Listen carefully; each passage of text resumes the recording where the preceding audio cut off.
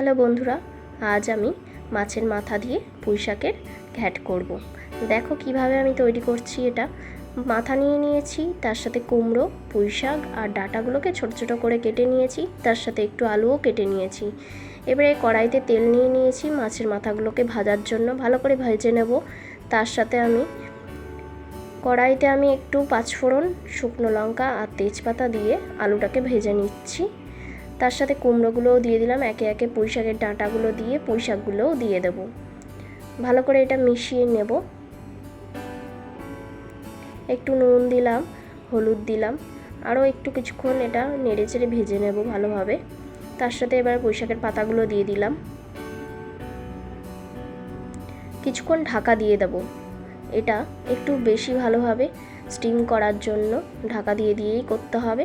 তার সাথে কাঁচা লঙ্কাটা দিয়ে দিলাম, দিয়ে আরও কিছুক্ষণ নেড়ে দিলাম।